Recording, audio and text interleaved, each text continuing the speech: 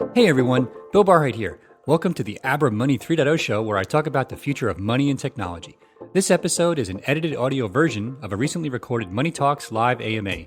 There's also a video version of this podcast available on youtube.com/Abra Global. Again, that's youtube.com/Abra Global. The information presented in this podcast is provided for informational purposes only and should not be used or construed as an offer to sell or a solicitation of an offer to buy any of the financial assets discussed. Neither Abra nor any of the participants in this podcast make any representation as to the suitability or appropriateness of these financial assets for individual investors. Investors must make their own determination, either alone or in consultation with their own financial advisors, as to the suitability or appropriateness of such investments. Abra interest accounts are issued by Prime Trust and Nevada Chartered Trust Company. Rates for Abra interest accounts are subject to change. Digital currencies are not legal tender, are not backed by any government, and Abra interest accounts are not subject to FDIC or SIPC insurance protections.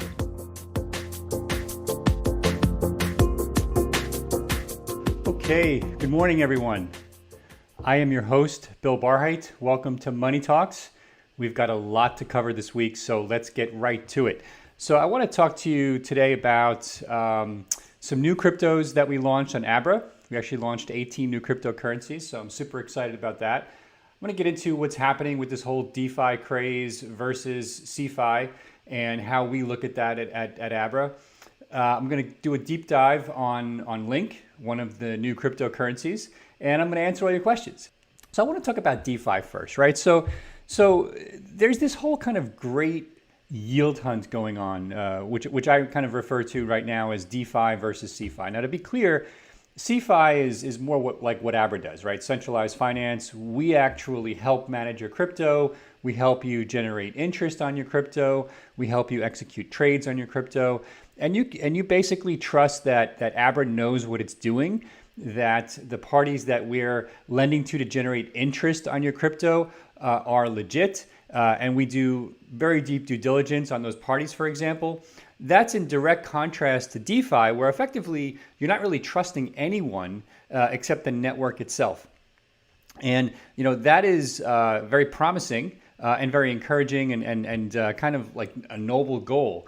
And ultimately, DeFi may win, but I believe that in the next 3 years, maybe even 5 years at least, CeFi services like Abra will continue to rule. There are simply too many things that can and will go wrong with DeFi at any kind of scale. Ryan Selkis, who's the founder of Messari, a fantastic crypto research and information service, did a really good tweet storm on this. He said the DeFi bubble will pop sooner than people expect, and I actually completely agree with him. He said we're nearing an apex of Ponzi schemes, rug pulls, and yield hopping. Yield hopping basically meaning people are moving their ETH or staked tokens from service to service, and ETH fees are going to eat very heavily into the profits for the very small investor. Right. We as an aside, we even saw at Abra a couple of weeks ago where transaction fees were over $10, the gas fees for certain Ethereum transactions, which is what DeFi uses. We'll come back to Ethereum in a moment. ICOs boomed for a while because everyone thought there would be a coordinating utility token for every single industry, right? And Ryan ultimately goes on to say DeFi is just one big pool of capital sloshing around a small group of insiders and mercenaries who will soon run out of victims to fleece. Now, I'm open to changing my mind, but a good rule of thumb is if it looks too good to be true, it is. That's 50% yields and greater fool investing in a nutshell. So anyway, look, like Ryan said, I also love the experimentation going on in DeFi. I ultimately believe that competition is what will raise the bar for all types of financial services. So, effectively any type of financial service that forces the incumbents to rethink how they do business is ultimately good for you and for me. The question is, how are we going to get there? Right now, we're experimenting with other people's money, and that's very dangerous. So this also doesn't take into account that DeFi is currently built on Ethereum, right? And Ethereum simply can't handle any kind of DeFi scale at all right now. Now, when we had peak DeFi a couple of weeks ago, many exchanges had to limit ETH deposits and withdrawals because the gas fees reach $10 to $20 per transaction. Now, you can't reliably transact $15 worth of ETH on chain when the transaction gas costs $20. Now, we're probably 18 months away from Ethereum 2.0 even remotely having a chance to solve this problem. So from my perspective, the smart money crypto will be in CeFi for the next few years. So our team of experts at Abra spend long hours hunting for high quality yield opportunities. No DeFi system will be able to reliably do that and not end up generating a high percentage of losing scams, at least in the short term. Now, eventually that may change, but not now. So I believe for now, the smart money is going to stay with services like Abra.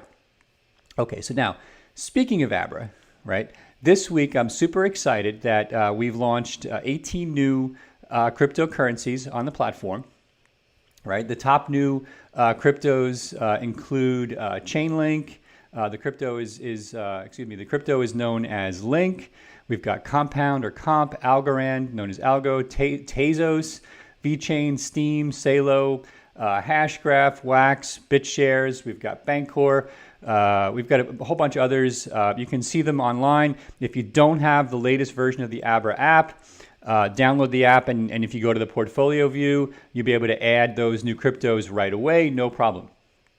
Okay, so we've got lots of questions already coming in.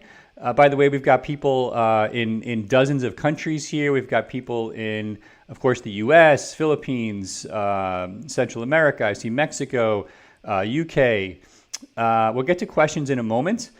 Keep them coming. We're gonna tee them up. The other thing I should mention, and people ask me about this all the time, as we add new cryptos to the app, can I actually trade between any of the two cryptos that you're adding or that you've already added? And the answer is yes. We never add a cryptocurrency that you can also exchange among any other cryptocurrency. So if I buy Bitcoin and I want to move a portion of that to Wax, or if I have Wax and I want to move a portion of it to Comp, or Comp back to dollars or True USD, can I do that? And the answer is yes. So with all of these new cryptos we added, we now support the ability to trade across 7,000 different crypto pair combinations. And that is a huge number, one of the largest in the business for sure.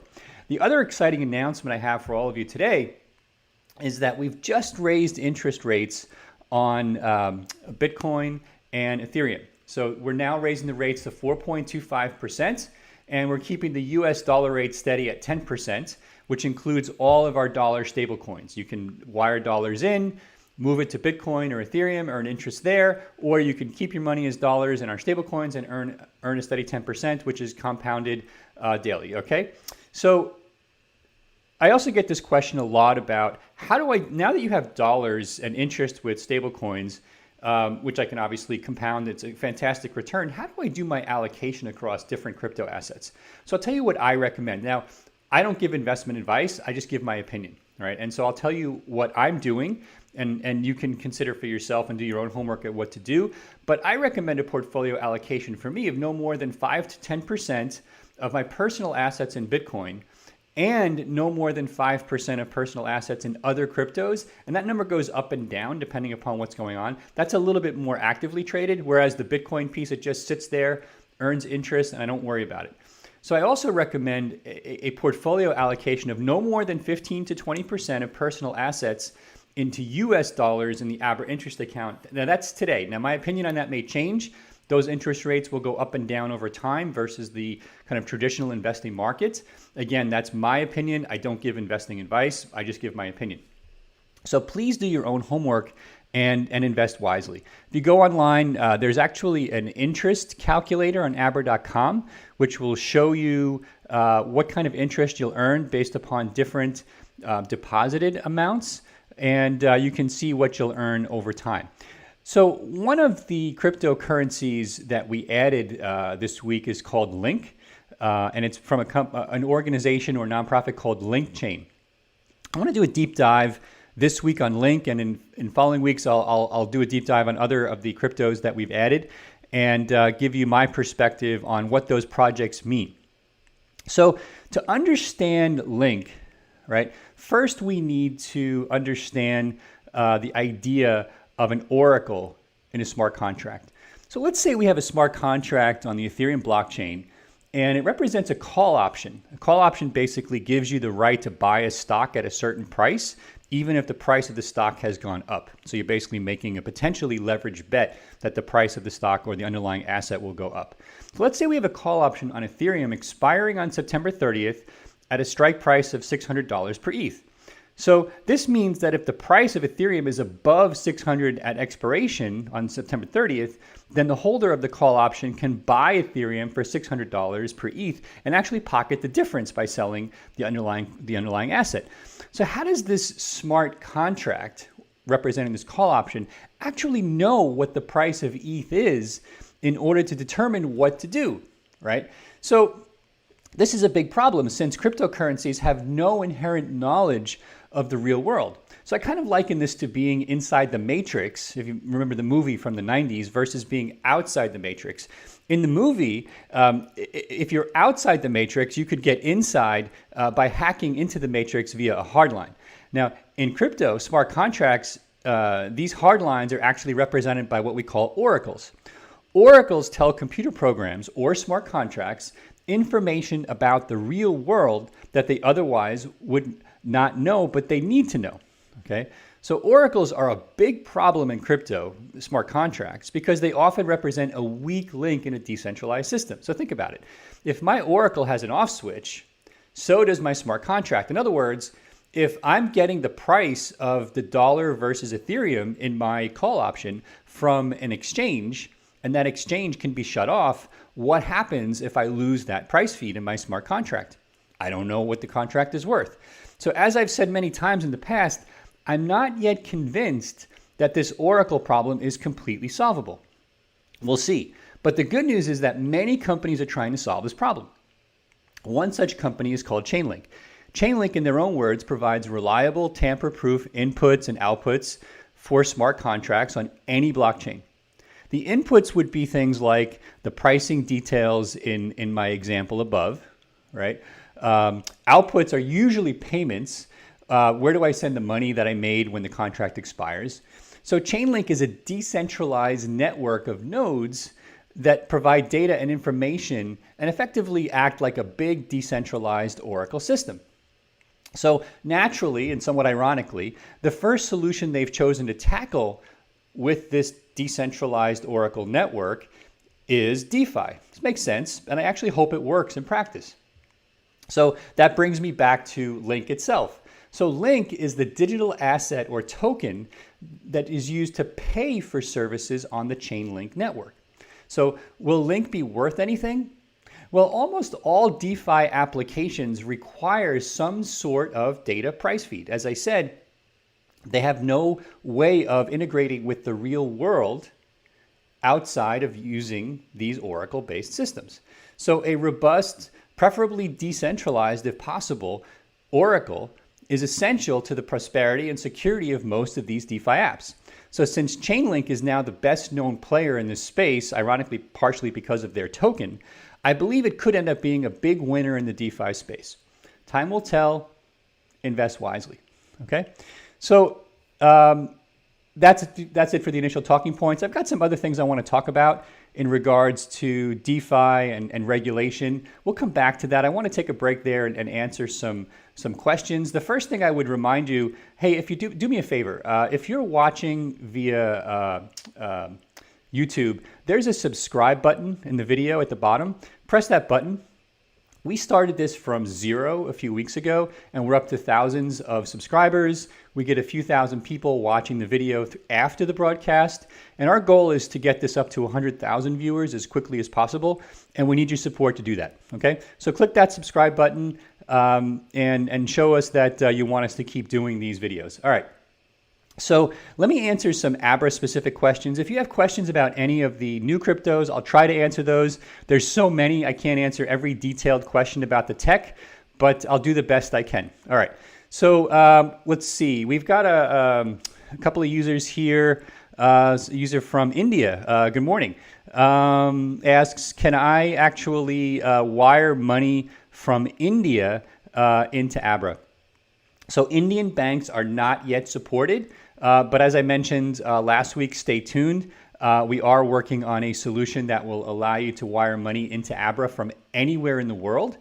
If you are in a non-US country and you want to deposit money into Abra, either crypto stable coins or other cryptocurrencies, you can simply buy them in your local market and then transfer them into Abra. So for example, in India, you can use a service like Paxful to deposit crypto into Abra. Okay. So let's see, we've got some other questions here. Just looking down at my laptop. What guarantees do I have that my investment is 100% safe in your wallet? That's from Roberto. Roberto, good question. So a couple of things, right? So we do very high grade custody via partners. I've mentioned this in the past as well. If you, by the way, you can go to our FAQs either in the app or online, and we have more detail on this. But let me talk about custody for a second. So on the trading side, we work with an exchange partner who manages custody there. They've never been hacked. And of course, on the interest account side, we work with a trust bank known as Prime Trust. And their custody technology has also, to my knowledge, never even been close to hacked. We also use cold storage for a piece of the crypto and are looking to do more of that in the future. And then when we lend in order to generate yield, we're also often getting collateral back on those loans, which goes into the same custodied solution. So we feel very confident in our custody model. And also in our lending model in order to generate yield. We run an investment committee that does very deep due diligence on all partners. Many of these partners are much larger companies than Abra, but we still do due diligence on them. And we actually don't accept all partners that want to do business with us unless they pass that due diligence process. With what guarantees do I have that I will be able to withdraw 100% of my investment and profits without restriction and without limits? That's another good question from Roberto. Roberto, we run through regulated financial entities, right? So Prime Trust is a bank trust. Our exchange partner is a licensed money transmitter where they need to be. And we operate under their licenses in many instances, and they have to basically follow certain laws and rules. And one of them is via our terms of service. We can't simply represent that we're going to make withdrawals available and then not do it, right? So the regulators would come after them, and by extension, after us. And so that's one protection that CeFi gives you versus the DeFi model, which today is obviously subject to a lot of scams and hacking. All right. I believe the two will, as I said, merge over time. But this model that Abra is talking about, I think, has a lot of advantages in the short term. Okay, thank you for the questions, Roberto. Let's move on to a couple more. Let's see. CryptoCat says, why don't we have VeChain or Loopring for USA on Abra? When is it coming? Excellent question. So as I mentioned, on the trading side of the trading accounts, we work with third-party exchanges / custody partners. We can only add cryptocurrencies to the Abra app that they support for custody. And the reason that we were able to add those 18 currencies is, one, they were on the list of dozens that we're tracking. And more importantly, they're also supported by our exchange partners. Now, in this particular case, VeChain, for example, is not yet available with them in the US. As soon as they make VeChain available in the US, we will bring it to you for Abra in the US as well. So stay tuned for that. We don't have any insights as to when they would do that. I suspect it'll happen in reasonable order. But one user asks, can Abra weather the next bear market? Can you talk about it? So Abra itself is not really subject to, from the trials and tribulations of up and down markets. From a revenue perspective, we are a little, because some of our revenue comes in, if the price of Bitcoin is very high and people are doing lots of transactions, Abra may make a little bit more money. But honestly, we've tried to structure our business in a way, and we also try to keep our expenses as a company very, very low in order to not have to basically charge high fees. I think we're in a pretty good position. So if you think about it, right? So we launched this service like almost at the peak of crypto in 2017, early 2018. And immediately crypto tanked, right? I think it got down to the 3,000s, and Abra survived. We're still here, okay? And it was not fun when Bitcoin traded down to 3,500 as not just as a CEO of Abra, but also as somebody who holds a lot of Bitcoin. But I also know deep down that one, it may happen again, and two, this is a long-term game, and I believe that Bitcoin is headed for 100,000. Again, it's my personal advice. It's not investment advice, but I believe that's where it's going. So long-winded answer. I would say two things. One, we run the company very well. We keep expenses low in order to not only provide the lowest possible fees to you, but to guarantee that Abra has a good, viable future. And two, we try to make sure that our business itself isn't really subject to the whims of the prices of the cryptocurrencies. And I think we've done a reasonable job at that. So very fair question. Thanks for that. Mark asks, will the Abra wallet support staking Tezos and Algorand? Excellent question. So I can't give you a timeline for that, but I can tell you that it's something that we are looking at, and it's something that I definitely want to do. When we do it, it would be available via the interest account. So on here, you would simply see Algorand and Tezos' options when we do it. And we'll certainly give you a heads up as to when that's coming, but stay tuned for that. When will I be able to make Cardano transactions again? This is from Rodmar in Guatemala, who says he's a very happy Abra wallet user. Thanks for that. So we are waiting for our exchange partner to finish their Shelly upgrade for the Cardano system. As soon as they finish that upgrade, we will bring it to you, and you'll be able to process transactions in Cardano again. So as a Cardano holder and user, I am looking forward to that myself. Let's see, lots of questions coming in here. Jerry asks, where does Abra store customers' Bitcoin? So Jerry, as I mentioned before, there are two types of accounts here, right? I'm in the interest account, and then there's the trading account. The answer is different in both cases. In the case of the trading account, the funds are stored in custody with our trading exchange partners.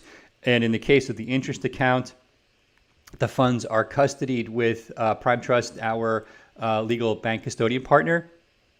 And you can actually move funds yourself between the two accounts. I can withdraw funds from my interest account back to trading and vice versa. And that changes where the funds are custodied. Okay,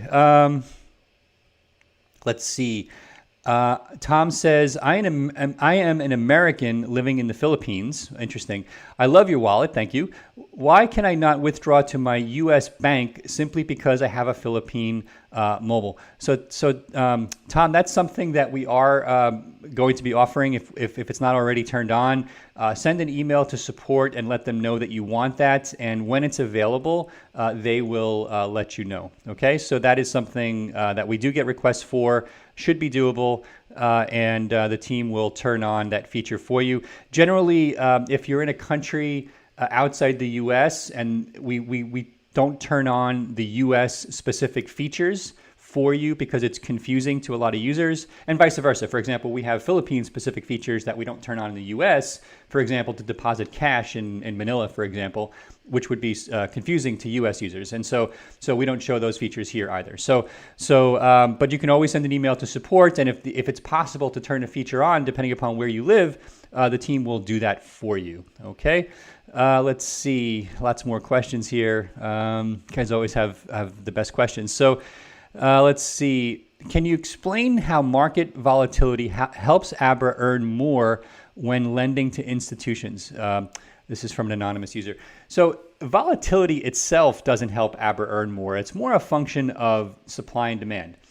So let me give you an example, right? So right now, there is huge demand from large institutional borrowers for US dollars.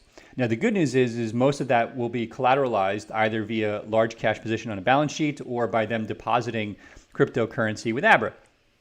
And that's independent. That's not necessarily dependent upon volatility in crypto. But the more demand, the higher the rates they pay, which we then pass on to you.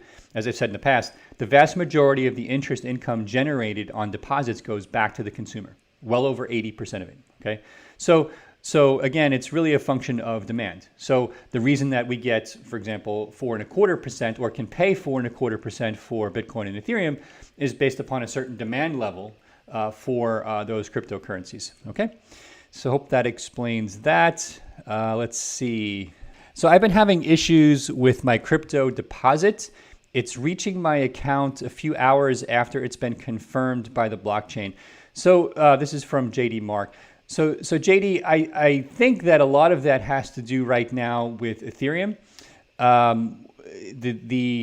Especially like last week and the week before, the Ethereum network was being bogged down by all of these new DeFi exchanges.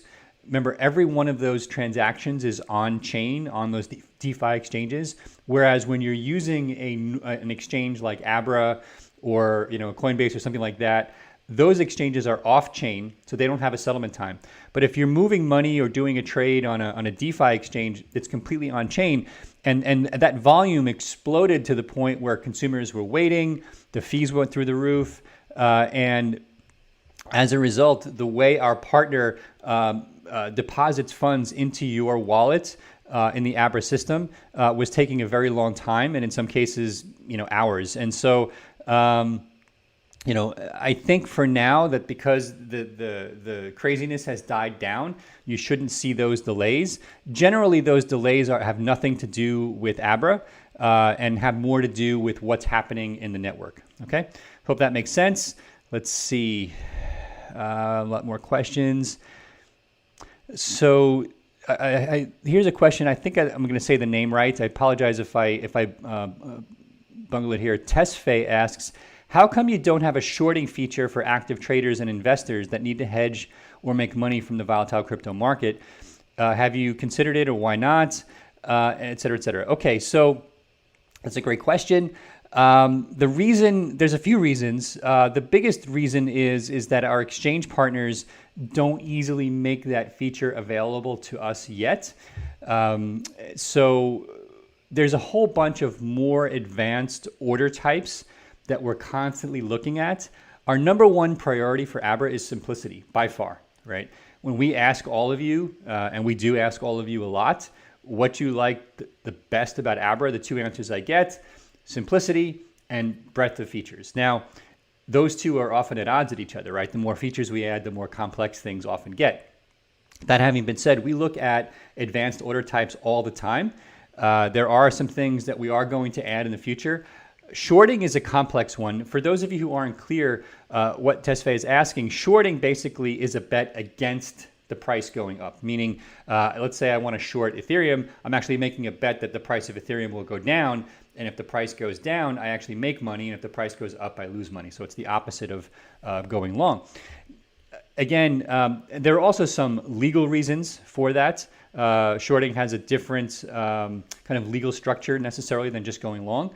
But it is something like vis-a-vis these more complex order types that we've been looking at. We don't have anything to announce or any specific time frame. But the more requests we get and understand the demand for these more complicated and more sophisticated features, the more we can take them into account. There's a lot of things that I would use if we had it, but again, we always err on the side of simplicity for our users. Okay, here's an interesting question. Jefferson asks, I would love to hear your thoughts on how important Lightning development is to the industry. When is Lightning coming for Abra? And I got a related question on Twitter that I'll come to after that around Litecoin. So look, this is a tough one. So Lightning is what we call a second layer technology. Let me explain what that means. Bitcoin itself is the settlement protocol using the blockchain. Proof of work is what we call and the mempool is what we call a first layer technology, right? Everything, all those transactions happen on chain. If you're using an exchange, you're completely offline. You're not actually touching the blockchain itself until you withdraw the crypto from the exchange into either another wallet or a hardware wallet, et cetera, et cetera. The problem with doing those transactions on chain is that the block size is limited to a certain number of transactions, and it can't go beyond that without actually a physical change to how Bitcoin works. To solve that problem, companies are trying to develop these so-called second layer technologies. Second layer technologies like Lightning, in theory, look a little bit like Visa versus like central banks, right? Visa can scale infinitely versus everybody interacting with the central bank. And so Lightning, in theory, is a fantastic idea. The challenge is it's extremely complicated. It uses a whole bunch of smart contract or multi-signature technology trickery. It requires a whole bunch of parties to get involved in the transaction. Those parties have to park Bitcoin inside smart contracts, effectively locking those funds up. The promise is there. I think that Bitcoin won't scale without these second layer technologies, which is obviously essential to Bitcoin's future. But it's very early. I hope it works. I believe it can work, but there's still a lot of work to be done. But there's some people way smarter than me working on this, and I'm highly encouraged by the work they're doing, but it's very early. And look, it's very early across all of crypto land, and we're all here because we believe in the promise of where it's going. But, it's like I said, it's early and we're not quite there yet. So I had another question earlier about fungibility of Litecoin. Litecoin is an early fork of Bitcoin that is also supported on the Abra network. And Bitcoin and Litecoin all kind of suffer from the same issue of what we call fungibility. What is fungibility?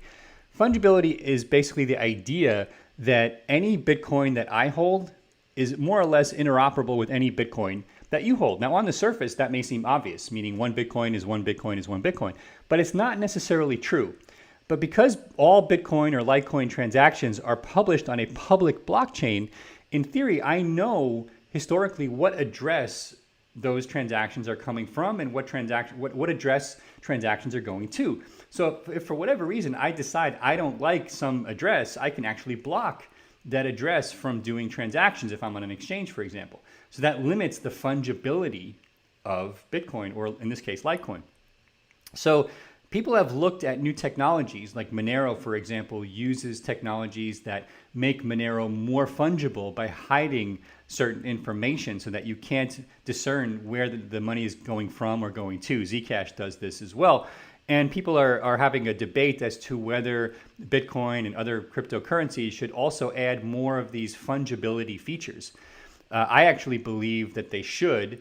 I don't think that the average public should be making decisions about the value of a Bitcoin based upon where that Bitcoin has been held in the past, right? We don't think about dollar bills that way. And the reality is it's incredible when you actually look at the chemicals on a dollar bill where it's been.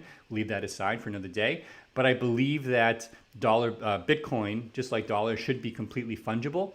Now, the thing I love about Litecoin is that it adopts new technology much faster than Bitcoin, and it acts as a great test bed for what Bitcoin should be doing in the future. Some people liken Litecoin to silver to Bitcoin's gold. That's fine as an analogy, but to me, what's more interesting is the competition from a technology perspective. And I always make this point that it's the competition that's going to bring the entire crypto space forward. So the fact that Litecoin is willing to adopt these technologies faster, I think is not only great for Litecoin, but great for the entire crypto space. And so I hope that happens, and I hope it happens in a way that also adds a lot more scalability to Litecoin.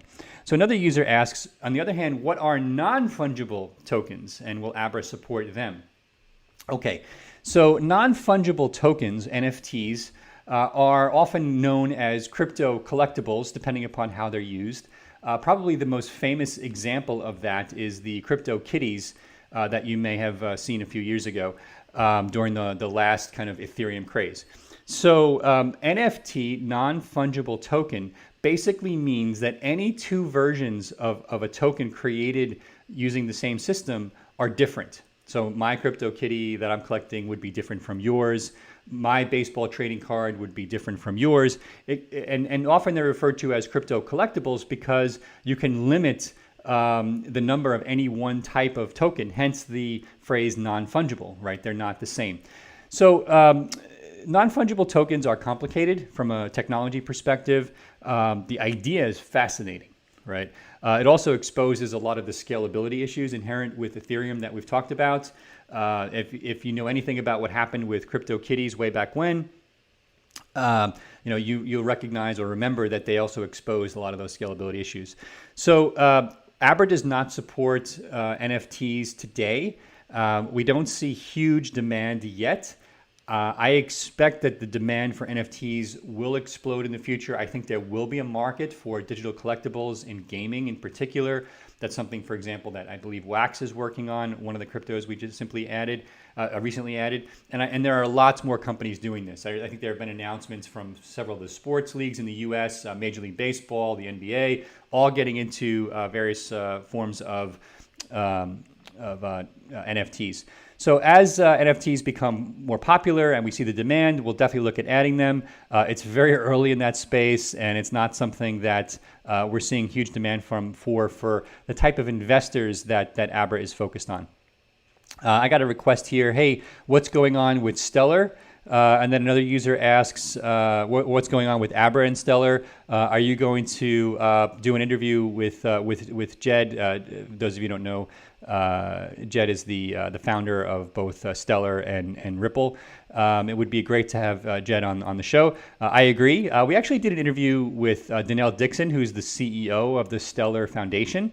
If you go to our podcast, the Abra Money 3.0 podcast, which I don't know if it's on YouTube, but it's certainly on the Apple and Google Play Store and their podcast apps, you can find my interview with Danelle. I think that's a great idea in terms of getting Jed on, and I'll look to do that in the future. Jed's super busy, doesn't do many interviews, but hopefully he would do us a favor and come on the show. I also wanted to talk to you about some of the things that I think are important to understand in terms of where this is all going in terms of DeFi versus CeFi, and one of the points that people are constantly asking me about and bringing up online, which is regulation. One of the most common questions that I get from people who are either new to Bitcoin, new to crypto, looking at DeFi versus CeFi is, well, what are regulators going to do? Why haven't regulators simply shut down Bitcoin?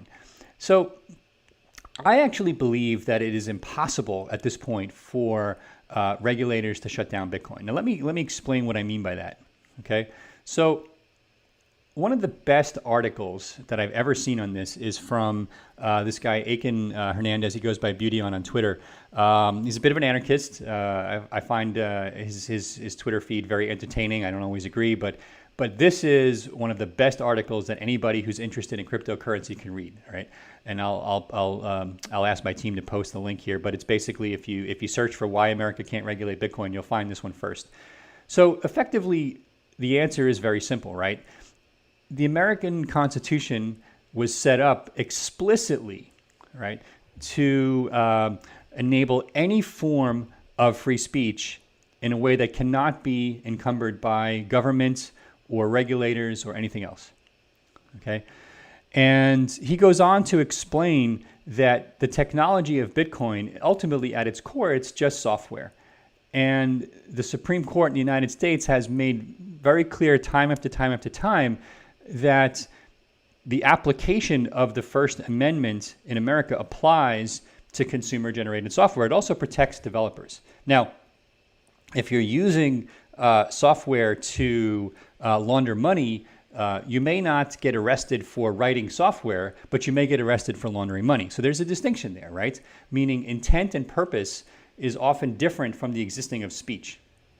In other words, yelling fire in a movie theater in and of itself, saying the word fire or writing the word fire online isn't illegal because we have First Amendment protections in the United States, but your intent of causing harm to other people could potentially be illegal, right? So there's a distinction there, and he also makes that clear here. But again, I think that there's, and this is where DeFi ultimately I think becomes interesting, right? It eliminates some of those last kind of regulator-centric off switches that we have into financial services. And if it works, it will be impossible for bad actors, right? And I'm going to put the U.S. government here in the good actor camp. And I know many of you disagree with that, but just give us the benefit of the doubt here. Many of the international bad actors are going to have an impossible time turning off these DeFi systems because there is no central off switch. But even many of the good actors, right, who basically will get pressured by banks who have the most to lose, will be unable to turn off these systems at scale because our Constitution doesn't allow them to do so. And that's really the promise of Bitcoin and some of these decentralized solutions. Now, companies like Abra have a big role to play in bringing those solutions to you over time. And you'll see our user experience, which is highly centralized, merge with more and more decentralized services as we go. So anyway, I wanted to make that point because it's one of the most common questions that I get, and I highly recommend this article from Aiken on why America can't regulate Bitcoin, which I think really extends to most new decentralized services that I see out there. Okay, so we've got some more questions coming in. A couple more questions here before we wrap up. And Roman also makes a suggestion. Can we add an education and news tab to the app? And this is where you can also post all the Abra videos for review. Roman, that's a fantastic question, fantastic suggestion. We've actually talked about that, and it's something that we'd love to do. And hopefully we can get to that soon. So look for that in the future. Let's see. I've got a lot more questions here. And when will Cardano be turned back on? As I mentioned, we're waiting for the upgrade to be finished by our exchange partner, and then you'll be able to do deposits and withdrawals from Cardano again. Let's see. Can we have a calculator in the Abra app? That would be really useful to know how much altcoins to add. So Gabriel, thanks for that question. We've talked about adding, we get this request a lot, meaning can I use dollars or pesos or euros on altcoin transactions to basically know in advance how much I'm trading. The challenge there is that we support 50 fiat currencies. So it's something that we haven't quite figured out how to do yet, but hopefully we will. Anyway, so look for that in the future, but it's definitely something. I know you just saw me transfer out of Bitcoin. I had to do the math in my head. Luckily, I'm good at math, so I was able to do that. But I know that some of you, you would prefer to have a calculator to be able to determine, for example, if I'm exchanging Bitcoin back to dollars, what the dollar equivalent is in advance. So I totally get that. So let's see. So far, so good. Let me take one more question here for today and then wrap it up. How often is interest added and the interest earned compounded? And what actual interest rate does that result in, say, for TrueUSD at 10%? That's a good question. I don't know offhand what the affected compound rate is. It is earned daily, although we do pay it weekly.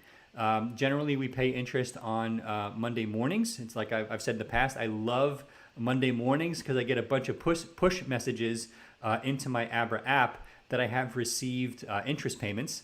And if you use the interest product, you know what I mean. It's basically you're getting push messages that you have free money into the app, which is always cool. I don't know what the effective rate is when you look at the compounding, but it'll obviously be a little bit higher than that. And yeah, so it's added weekly, and you can, like I said, withdraw anytime. Most withdrawals are processed the same day. Very high amounts, it might take a few days or up to a week. Okay, very simple. Okay, so let's stop there. Let's call it. It's 10 o'clock. Thank you so much for your support. Hey, I'd be remiss if I didn't mention it's September 11th. As a native New Yorker, I have to do a shout out to all my friends and family in New York. This is one of those days. It's always a little bit somber, especially with the craziness here. It's dark outside at 10 a.m. because of all the fires in California. It's a crazy time. But you know, what can I say? It's a special day for some of us as we remember a lot of friends and family who are firemen and police in the New York and New Jersey area. And we have a lot of respect for what you guys do. Thank you for those efforts. And yeah. Good luck, everyone in California. Please stay inside. The air quality here is terrible right now, and so hopefully it will get better soon. All right, so another great show. Thank you so much for your support in making this happen. Don't forget to press the subscribe button at the bottom of the screen. We will see you next week on Money Talks. Take care, everyone.